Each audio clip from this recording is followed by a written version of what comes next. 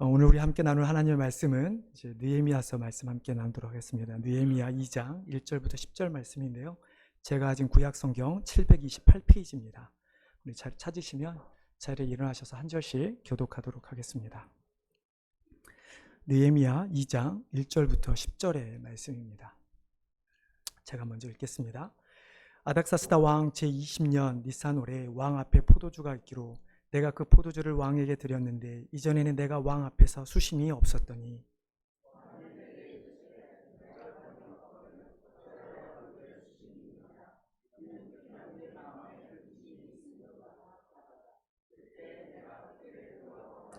왕께 대답하되 왕은 만세수를 하옵소서. 내 조상들의 묘실이 있는 성읍이 이제까지 황폐하고 성문이 불탔사오니 내가 어찌 얼굴에 수심이 없사오리까 하니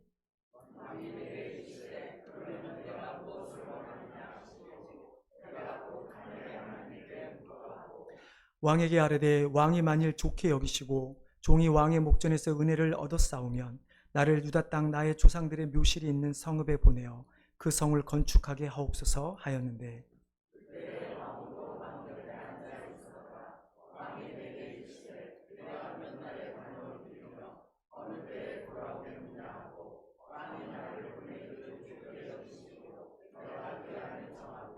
내가 또 왕에게 아뢰되 왕이 만일 좋게 여기시거든 강 서쪽 총독들에게 내리시는 조서를 내게 주사 그대 나를 용납하여 유다에 들어가기까지 통과하게 하시고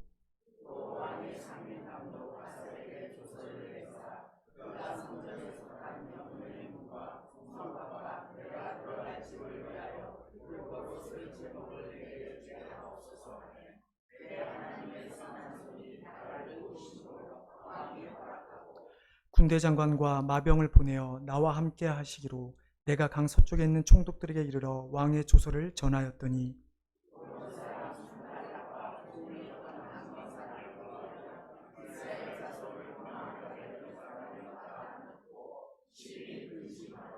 아멘. 예, 자리에 앉아주시 바랍니다. 제가 말씀을 위해서 한 번 더 기도하겠습니다. 하나님, 이 시간 우리가 하나님의 말씀을 듣기를 원합니다. 비록 부족한 종의 입술로 하나님 말씀을 전하지만 그러나 그 말씀은 살아있어서 우리 모두에게 우리 모두의 영혼과 마음의 골수를 쪼개는 그런 놀라운 일이 있도록 도와주시옵소서. 하나님의 말씀만이 온전히 선포되어지기를 간절히 원하오며 이 모든 말씀 예수님의 이름으로 기도드리옵나이다. 네, 지난주에도 아마 비슷한 말씀을 드렸던 것 같아요. 연말연시가 되면 당연히 생각하는 것들이 있죠. 올해 계획을 다 이루었는가 뿐만 아니라 이제 내년을 우리는 기획해 갑니다. 내년에는 무엇을 해야 할 것인가. 그러나 실제로 우리의 삶을 보면 큰 변화는 없어 보입니다. 마치 다람쥐 쳇바퀴처럼 돌아가는 우리의 삶인데요. 학생들은 집, 학교, 집, 교회, 그리스도인 경우에 직장인 혹은 사업하시는 우리 장년들은 집, 회사, 집, 교회, 목사인 저도 별 다를 바 없습니다. 집, 신방, 집, 교회. 이런 자신들의 속한 환경에서 크게 벗어나지 않는 삶을 해마다 살아갑니다. 하지만 아무리 그렇게 우리의 삶에 변화가 없는 그러한 삶을 살아간다 할지라도 우리는 연말과 연시가 되면 누구나 다 계획을 세우며 나아갑니다. 또한 물리적으로 그 다른 단계로 나아가기도 하죠. 초등학교생은 중학생으로, 중학교는 고등학교, 고등학교는 대학교, 대학생들은 그 이상의 진로를 향해, 성인들은 자신의 삶의 영역을 넓혀가는 여러 가지 모습의 목표를 세우며 살아갑니다. 이와 같이 우리의 삶에서 미래를 향하여 세워가는 목표를 우리는 비전이라고 이야기를 하죠. 꼭 거룩하게 교회에서만 비전이 아니라 세상에 있는 많은 사람들도 비전이라고 하는 어떤 뚜렷한 명제를 세우고 목표를 세우고 그것을 위해 달려갑니다. 이 비전을 세우고 달려가는 길은 단순히 개인만 하는 것이 아니라 또한 공동체별로도 세우기도 하죠. 그래서 우리 학교의 비전, 우리 회사의 비전, 우리 같으면 우리 교회의 비전은 무엇인가, 이런 이야기들을 하면서 우리는 비전을 세우고 달려가게 되는데요. 성경의 많은 이야기들도 잘 보시면 일종의 비전을 보여준다라고 해도 과언이 아닐 것입니다. 성경이 보여주는 비전이 무엇일까요? 그것은 하나님의 비전입니다. 그러면 하나님의 비전은 무엇입니까? 하나님의 비전은 우리 인간들을 향한 비전입니다. 타락한 우리 인간들이 하나님으로부터 떠난 인간을 다시 하나님의 자녀로 삼는 것. 그래서 그 자녀가 마지막 날에 궁극적으로 하나님의 나라를 이루는 것. 이것이 하나님이 가지고 계신 비전입니다. 이것이 하나님의 비전이라면 우리가 비전을 세우고 난 다음에 그 다음에는 무엇을 합니까? 이제 그 비전을 어떻게 이루어갈 것인가, 방법에 대한 이야기들을 하죠. 보통 비전을 세우면 우리가 그 비전을 이루어가는 방법들을 세우고 그 과정과 결과들을 볼 때 우리는 항상 긍정적인 것만을 생각하는 경향들이 있습니다. 아무리 실패가 성공의 어머니라고 한들 실패를 좋아하는 사람은 단 한 사람도 없죠. 그러다 보니까 우리가 살아가면서 어떤 실패와 좌절을 겪게 되면 마치 내가 세운 비전, 목표가 무너지는, 성취되지 못한 것 같은 생각을 할 때가 참 많이 있습니다. 신앙생활은 더더욱 그렇죠. 우리의 목표가, 여러분의 목표가 무엇인지는 모르겠지만 신앙생활을 하면서 우리가 잠깐씩 사단의 유혹이 됐든 연단이 됐든 우리가 넘어질 때마다 우리는 신앙을 실패했다라는 생각들을 많이 하게 되는데요. 여러분, 이스라엘 백성을 한번 생각해 보십시오. 이스라엘이 바벨론과 아수르에 의해 멸망당하기 전까지 그들은 어떤 생각을 가지고 있었을까? 하나님의 비전을 그들은 어떻게 생각하고 어떻게 받아들이고 있었을까? 하나님께서 놀라운 기적으로 애굽에서 불러내셔서 정말 자신의 능력, 힘으로는 들어갈 수 없는, 차지할 수 없는 가나안 땅을 차지하고 다윗과 솔로몬이라고 하는 엄청난 그 위대한 왕들의 기간을 지나면서 태평성대를 누리게 됩니다. 그런 그들의 생각은 어땠을까요? 역시 하나님의 비전은 우리를 향한 것이고 그 하나님의 비전이 온전히 다 이루어지고 있다, 혹은 졌다, 과거형으로 생각했을지도 모르겠습니다. 하지만 하나님의 비전이 이스라엘만을 향한 것이었을까? 결코 그렇지 않죠. 하나님께서 이스라엘 백성들을 자신의 백성, 선민으로 삼으신 이유, 다시 말해 하나님께서 이스라엘 백성을 향해 가지고 계셨던 그 비전은 창세기 12장으로 거슬러 올라가면 우리는 잘 알고 있죠. 하나님께서 아브라함을 부르셨을 때 하신 말씀, 내가 너로 큰 민족을 이루게 하고 너로 말미암아 모든 족속으로 복이 되게 하리라, 복을 받게 하리라. 모든 민족으로 복이 되게 하는 것이 하나님께서 이스라엘 백성을 향한 비전이셨습니다. 우리는 이것을 또한 하나님의 언약이라고 이야기도 하죠. 이처럼 하나님의 언약, 하나님의 비전은 이스라엘 백성들만을 위한 것이 아니라 하나님께서 택하신 모든 백성들을 위한 것이었습니다. 하나님은 이스라엘 백성을 통해서, 그래서 이스라엘 백성이 아닌 다른 모든 이방 족속들에게 하나님이 누구이신가, 하나님만이 유일한 신이시고 모든 신들 중에 가장 뛰어난 신임을 선포하는 것, 그리고 그 하나님으로 말미암아 구원받는 것, 이것이 하나님께서 이스라엘 백성을 향한 큰 비전이셨죠. 그러나 이러한 하나님의 비전을 이해하지 못했던 이스라엘 백성들, 그러한 백성들의 말로는 어떠할까요? 물론 처음에 이들이 살아가면서 하나님을 잘 경배하고 예배하고 잘 섬겼겠죠. 하지만 그 하나님의 비전을 깨닫지 못했을 때 이들은 잘못된 길로 가게 됩니다. 여전히 하나님을 믿으면서도 하나님의 비전을 볼 수 없기 때문에 자신들의 비전을 세우기 시작합니다. 우리에게 왕이 필요합니다. 우리는 잘 살길 원합니다. 우리는 저 대적으로부터 이기길 원합니다. 이런 수많은 이야기들 가운데 결국 하나님의 말씀을 청종하기보다는 자신들이 힘으로, 자신들이 원하는 방법으로 하나님의 비전을 끌고 가게 되어버리고 말죠. 그 결과는 결국 하나님 앞에 범죄함으로 이어지게 됩니다. 그리고 오늘 우리가 말씀 나눌 본문의 배경이 되겠지만 북이스라엘과 남유다는 각각 아수르와 바벨론에 의해서 멸망당하게 되죠. 하나님이 비전을 세우셨던, 하나님이 보이셨던 이스라엘 백성들, 그 백성들을 향한 하나님의 방법은 무엇이 있었을까요? 하나님의 비전은 분명 계속 이루어가야 될 것인데 그것을 위한 하나님의 방법은 두 가지밖에 없었습니다. 모세에게 말씀하신 것처럼 이스라엘 백성들을 다 쓸어버리고 다시 새롭게 하나님의 백성을 세우는 것, 혹은 정말 하나님 앞에 범죄함으로 하나님의 심판을 받았음에도 불구하고, 심판하셨음에도 불구하고 그 백성들을 다시 회복하는 것. 하나님의 선택이 무엇이었습니까? 우리는 너무나 잘 알죠. 이스라엘을 회복하는 것이었습니다. 인간의 관점에 보면 이스라엘이 멸망당하는 순간 하나님의 비전은 어떻게 보면 이미 끝난 것이라고 생각할지도 모르겠습니다. 우리가 보기에 하나님 택하신 이스라엘 백성인데 그들이 다 멸망하고 포로로 끌려가고 없어진 그 상황에서 어느 누가 하나님의 비전이 계속 이루어가고 있을 거라고 생각을 하겠습니까? 하지만 이스라엘이 멸망한 그 순간에서도, 그들이 포로로 끌려가서 모든 것이 없어지는 그 순간에서도 하나님은 여전히 자신의 비전을 스스로 이루어 가지고 가시고 계셨던 것입니다.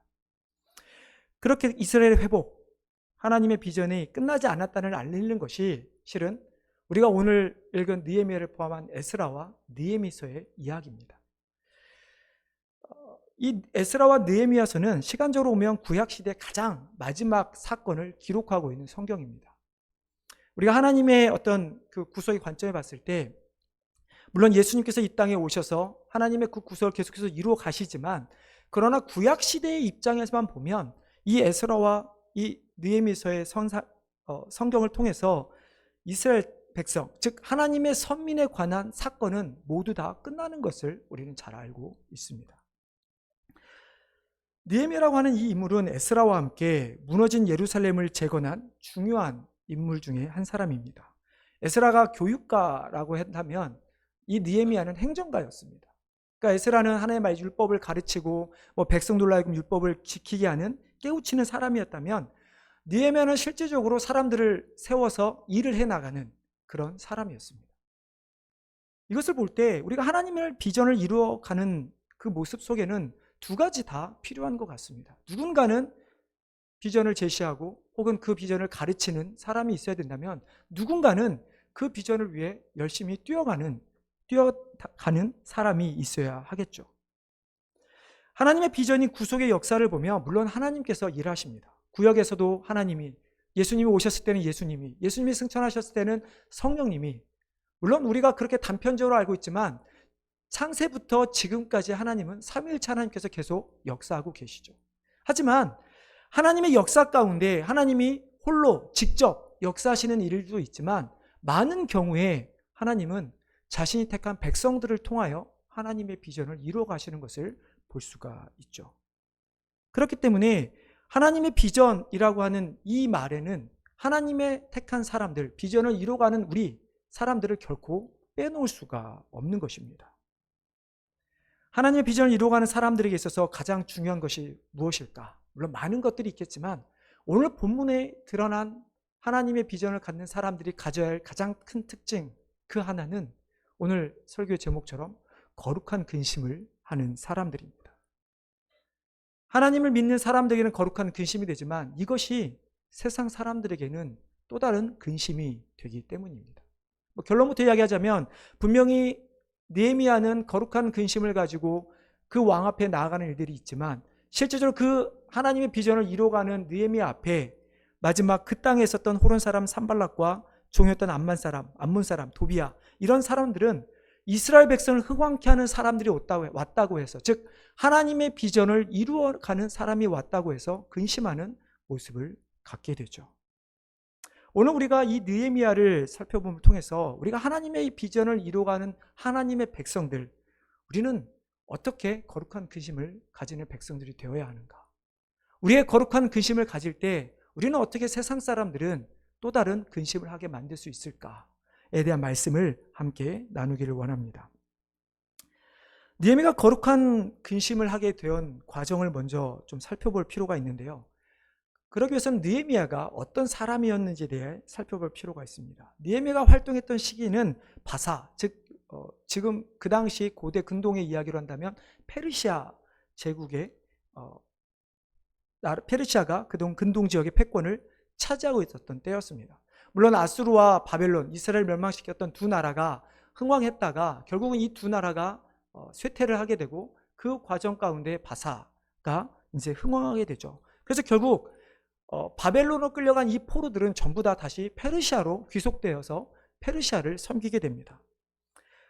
그때 이 느헤미야는 페르시아 왕이었던 아닥사스닥 왕의 술 맡은 관원장이 되게 되는데요. 술 맡은 관원장 혹은 음식 만드는 사람이라 그래서 좀 뭐랄까요, 하찮은 관리 중 하나라고 생각될지는 모르겠지만, 고대 사회에서는 왕의 음식을 만드는, 음식이나 음료를 준비하는 사람들은 고관 대작이었습니다. 왜냐하면 그 당시에 그 나라를 무너뜨리는 가장 큰 방법이 무엇입니까? 왕을 암살하는 것이죠. 왕을 암살할 때 가장 많이 사용되는 것이 독입니다. 우리 한국의 역사도 마찬가지죠. 조선시대를 봐도 그렇고 모든 나라 과거에는 그랬던 것 같아요. 그러다 보니까 왕의 음식이나 왕이 먹는 것을 준비하는 사람들은 결코 그냥 그런 사람을 세우지 않았습니다. 더욱이 왕을 먹는 사람, 이 느헤미야는 우리가 한국말에 기미상궁이라고 하잖아요. 단순히 술만 올리는 것이 아니라 자신이 직접 마셔보고 독이 있는지 없는지 판별해서 하는 그런 사람이었습니다. 그렇기 때문에 이 느헤미야의 입장에 느헤미야는 왕의 신임을 얻을 수밖에 없는 그런 자리에 있던 사람이었습니다. 그런데 생각해보면 느헤미야는 어떤 사람입니까? 페르시아 사람이 아닙니다. 바벨론 사람도 아닙니다. 바벨론에 의해서 포로로 끌려온 유대 백성입니다. 근데 그 사람이 어떻게 왕의 신임을 얻을 수 있었을까? 물론 아마 정말로 자신의 삶에서 최선을 다했을 것 같습니다. 아침부터 일찍 일어나서 늦게까지 열심히 일하고 정직하게 성실하게, 그래서 왕의 신임을 얻었을지도 모르겠습니다. 하지만 성경은 결코 그것이 느헤미야가 갖고 있었던 성실함과 정직함 때문이 아니라 하나님의 뜻이었음을 우리에게 알려주고 있습니다. 느헤미야 1장을 보면 어떻게 이 느헤미야가 시작되냐면, 유다 땅에서 예루살렘에서 어떤 사람들이 느헤미야를 찾아옵니다. 그리고 느헤미야가 그 사람들에게 그 소식을 묻습니다. 우리의 조국, 우리의 수도 예루살렘은 어떻게 됐습니까? 그랬더니 처참하게 무너지고 망가지고 모든 사람이 다 떠나는 그런 일들이 있다라고 이야기를 합니다. 그때 느헤미야가 걱정을 하기 시작을 하게 되는 거죠. 그러면서 느헤미야가 하나님께 기도하기를, 하나님께서 모세에게 말씀하신 것처럼 하나님의 계명을 지키지 않으면 벌하시지만, 그러나 하나님께서 다시 하나님 앞에 돌아와 하나님의 계명을 지키면 회복한다고 말씀해 주지 않으셨습니까? 하나님 그 백성들을 정말 그대로 내버려 두시겠습니까? 그러면서 그가 하나님의 비전을 꿈꾸고 하나님의 비전을 위해 기도하기 시작합니다.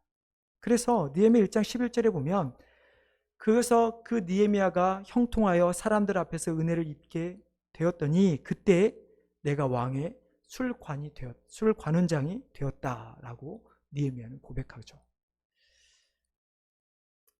느헤미야 머릿속에는 예루살렘이 파괴되고 모든 백성이 흩어졌다라는 그 말 이후에 더 이상 다른 것은 생각하지 않게 됩니다.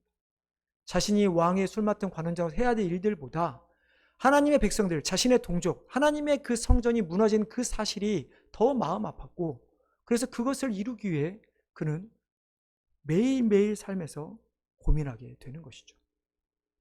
그래서 하나님 앞에 기도했고, 하나님은 그로 말미암아 이제 무언가를 할 수 있는 자리에 올라설 수 있게 만든 것입니다. 느헤미야의 모습을 보면 우리의 모습과는 사뭇 다른 것을 보게 됩니다. 우리는 보통 우리가 하고자 하는 것을 정하죠. 제가 서로도 이야기했지만 내년에도 우리는 분명히, 저도 마찬가지입니다. 내년에 내가 하고자 하는 목표를 분명히 다 세울 겁니다. 그 이후에 우리는 어떻게 합니까? 하나님, 제가 이런 계획을 세웠으니 나와 동행해 주셔서 이 계획들이 잘 이루어질 수 있게 도와주십시오 라고 우리는 기도하죠. 어떻게 보면 느헤미야도 그렇게 기도한 것 같습니다. 자신이 하고자 하는 것을 정하고 하나님 앞에 그것을 위해 형통할 수 있게, 그 일을 할 수 있게 기도한 것처럼 보입니다. 하지만 다른 것이 있죠. 우리는 우리의 비전을 세울 때 우리 각자의 비전을 세웁니다. 지난 이틀 전에 했던 금요 기도회 때도 오신 분들과 말씀을 같이 나눴는데요. 우리가 생각하는, 내가 세우는 비전, 나의 목표, 어떤 내가 걸어가는 그 길, 그 결과의, 그 길의 결과, 마지막 이 모든 행동, 말, 결과, 이 모든 것을 압축해서 단어 하나를 빼낸다면 무엇이 남을까요? 바로 나입니다. 나의 비전, 나의 말, 나의 행동, 나를 위한 결과, 모든 것이 나 중심으로 돌아가죠. 그렇기 때문에 우리가 세우는, 아무리 우리가 거룩한 비전을 세운다 할지라도 그 비전의 중심은 나일 수밖에 없는 것입니다. 그러니 우리의 기도가 하나님 앞에 할 수 있는 것이, 하나님, 우리는 이런 비전에서 이것을 이루어 주십시오라고 기도를 하지만, 실제적인 것은 하나님, 나를 위해 이것을 해 주십시오 라고 하는 기도가 될 될 수밖에 없는 것이죠. 이처럼 우리가 살아가는 삶에서 모든 일의 주체가 나에게 되는 것이고, 하나님은 주체인 나를 위해 지원해주는 그런 분으로 우리는 전략시키고 마는 것입니다. 하지만 느헤미야가 하고자 했던 일, 그가 품었던 것은 다릅니다. 그의 비전의 중심에는 무엇이 있었습니까? 하나님의 백성들이 있었고 하나님의 나라가 있었습니다. 즉 하나님의 비전이 그 가운데 먼저 있었습니다. 느헤미야가 세운 비전 가운데는 그 중심에 느헤미야가 아니라 하나님이 중심이 되고 있다라는 이야기입니다. 그 무너진 성전과 성벽을 보면서 마음 아파했던 느헤미야, 하나님을 섬겨할 백성들이 하나님을 섬기지 못하고 뿔뿔이 흩어져 무엇을 하고 있는지조차도 모르는 그 상황에서 느헤미야가 했던 것은 이제 자신이 왕의 관원장이 되어서, 술 맡은 관원장이 되어서 자기도 잘 살 수 있음에도 불구하고 그는 그 모든 것을 내려놓고 다시 한번 하나님의 비전을 위해 노력하기는 그 일을 그가 하게 되는 것이죠. 이렇게 하나님의 비전을 품었던 느헤미야는 더 이상 자신의 자리에 연연하지 않고 이제 그 자리를 버리면서까지 하나님의 비전을 세워가는 모습을 보게 됩니다. 술 맡은 관원장이 된 느헤미야는 처음에 아마 자신이 그렇게 기도를 하면서 되었음에도 불구하고 처음 그의 초기에 그 관직 생활에서는 편안했던 모양입니다. 오늘 본문에 보면 아닥사스다 왕이 그가 말하기를 내가 과거에는 수심이 없었다. 그럼 그 말은 잘 지냈다는 이야기죠. 근데 갑자기 오늘 보니까 내 얼굴에 근심이 있다 이야기를 하죠. 오늘 본문의 배경이 되는 지금 이 순간은 어떤 순간이냐면 왕이 지금 연회를 베푼 그 연회의 장입니다. 왕이 있고 왕 앞에 포도주가 있고요. 그리고 6절에 보면 왕후가 왕 옆에 앉아 있습니다. 우리가 에스더서를 잘 알고 있죠. 에스더에서 보면 왕후는 어떻습니까? 왕 옆에 함부로 있을 수가 없습니다. 그거는 그 당시의 문화이기 때문에 여성을 폄하하는 그런 내용이 아니라 그 당시에는 왕이 왕후를 부르지 않는 이상 어느 자리에도 나갈 수가 없습니다. 왕이 부른다 할지라도 나라 일을 정하는 정사의 일을 관여할 때는 결코 왕후를 부르지 않습니다. 그럼에도 불구하고 지금 왕후가 옆에 있다라고 하는 것은, 포도주가 있다라고 하는 것은 지금 왕이 연회를 베풀었다라는 이야기죠. 그 상황에서 느헤미야가 수심이 가득한 얼굴로 왕 앞에 서 있는 것입니다. 여러분, 이것이 우리가 보기에는 별거 아닌 것처럼 느껴질지도 모르겠습니다. 하지만 앞에서 말씀드린 것처럼 왕의 술 맡은 관원장이라고 하는 것은 무슨 이야기냐면 단순히 왕 앞에 이렇게 술만 올리는 것이 아니라 왕이 근심을 하면 같이 근심해야 합니다.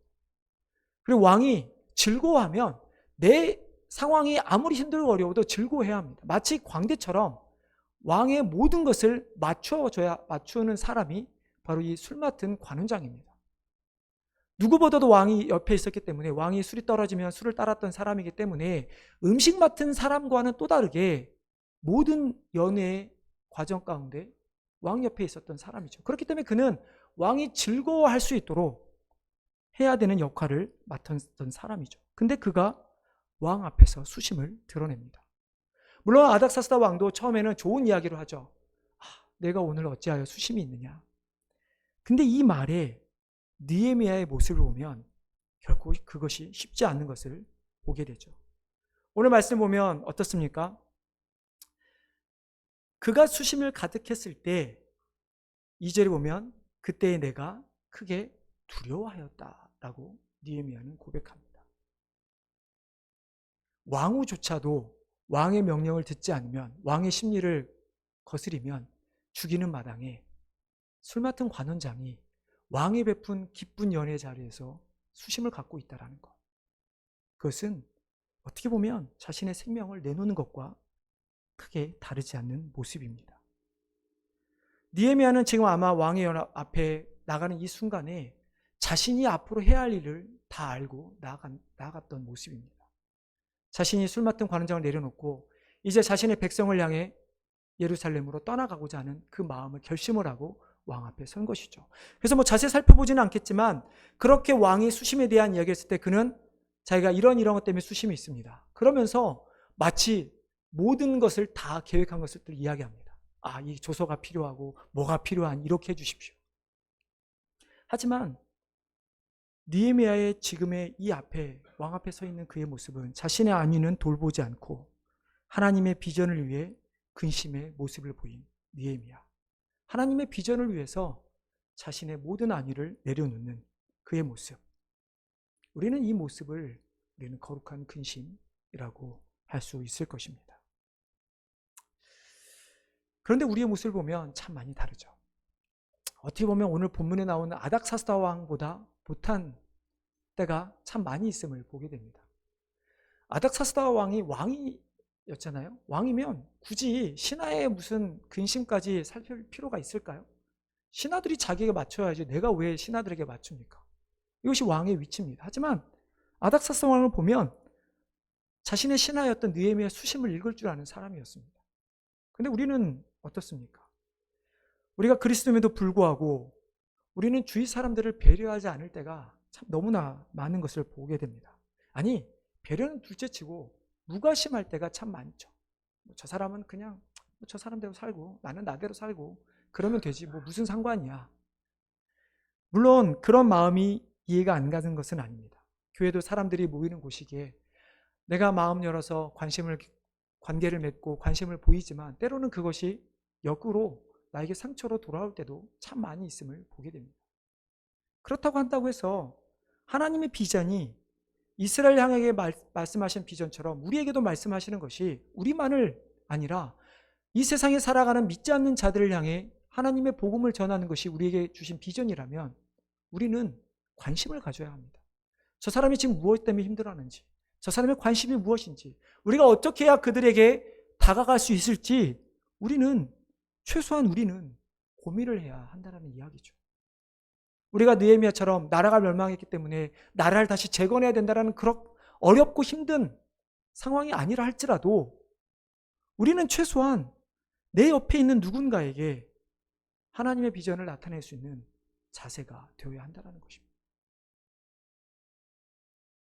우리는 세상에 근심은 참 많이 합니다. 아마 지금 예배를 드리고 있음에도 불구하고 당장 내일 또 뭘 어떻게 하지? 혹시 뭐 청년들 내일 시험은 없나요? 아직 기말은 아니죠.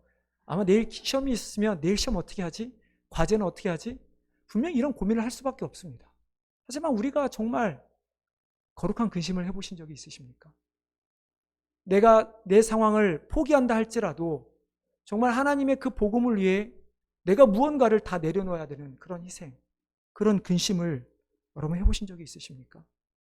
여러분의 그 근심 때문에 누군가가 정말 이 땅에 하나님의 나라가 커지는 것 때문에 근심하게 만드는 일을 해본 적이 있으십니까?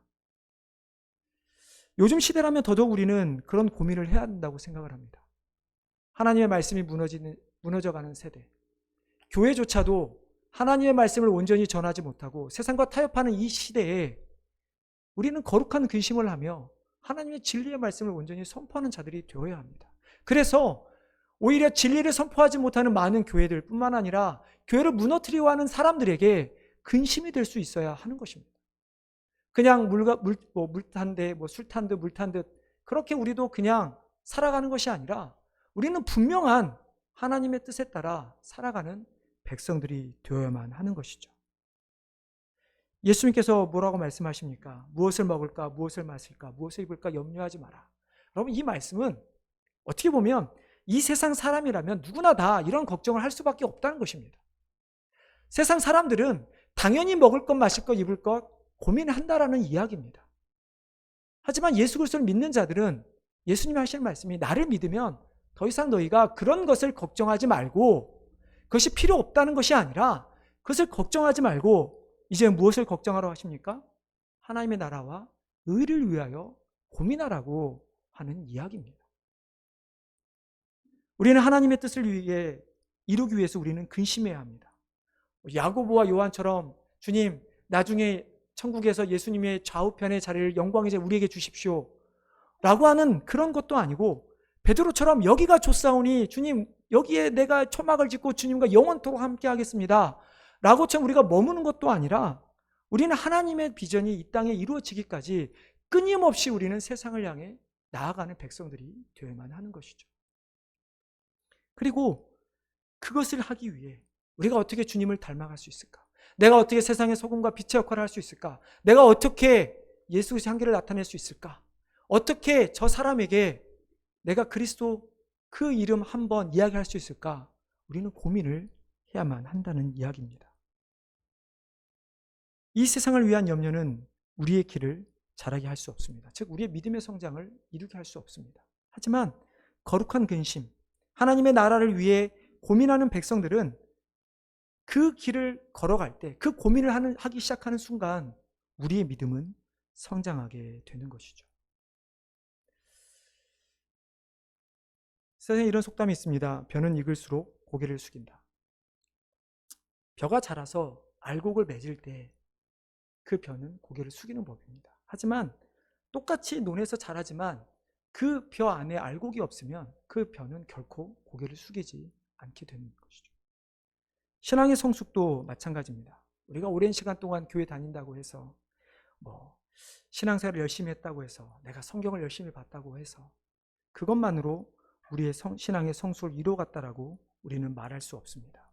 오히려 세상에 말하는 그 벼가 익어 알곡이 찼을 때 고개를 숙이는 것처럼 우리의 신앙의 성숙된 모습을 하려면 우리가 겸손해졌을 때, 남을 섬기게 됐을 때, 정말 거룩한 근심을 하면서 나의 것을 포기하는 모습이 있을 때 비로소 우리는 신앙의 성숙을 이루어간다라고 말할 수 있을 것입니다. 정말 하나님의 비전을 위해 거룩한 근심을 하는 성도님들 되시기를 바랍니다. 내 비전을 먼저 세우지 마시고 정말 하나님께서 나에게 원하시는 그 하나님의 비전을 먼저 확고히 하신 다음에 그 비전을 위해서 나의 삶에서 내가 어떤 비전을 세울까 그것을 고민해 보시기를 바랍니다. 그리고 그것을 위해 방법을 생각하시고 나를 내려놓고 내가 무엇을 더 할지를 한번 생각해 보시길 바랍니다. 그렇다면 정말 예수님께서 말씀하신 것처럼 우리가 무엇을 먹을까 마실까 입을까를 염려하는 것이 아니라 그렇게 하나님 나라와 의의를 구할 때 주님께서 뭐라고 말씀하십니까? 우리에게 모든 것을 다 더해 주신다 말씀하고 계십니다. 이 말씀을 따라서 정말 우리의 목표나 어떤 우리의 방법을 내려놓고 내 삶의 모든 중심에 내가 아닌 우리가 거룩한 근심으로 내 삶의 주체가 내가 아닌 하나님으로 삼고 정말 하나님의 뜻을 온전히 이루어가는 그래서 하나님께서 부어주시는 놀라운 은혜를 경험하는 우리 모든 성도님들과 교회가 되기를 주님의 이름으로 축원합니다.